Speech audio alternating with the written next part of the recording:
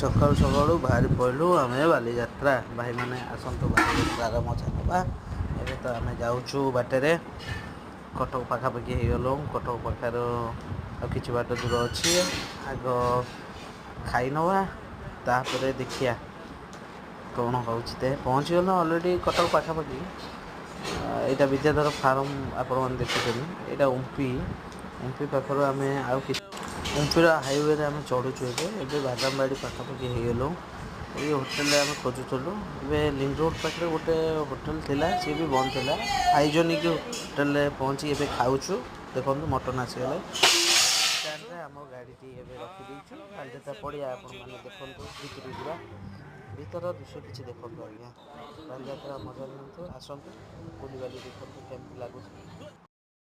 ଆପଣମାନେ ବି ଏନ୍ଜୟ କରିବେ, ମୁଁ ବି ଏନ୍ଜୟ କରୁଛି। ଆପଣମାନେ ଆସନ୍ତୁ, ଦେଖିବେ କେମିତି ଲାଗୁଛି।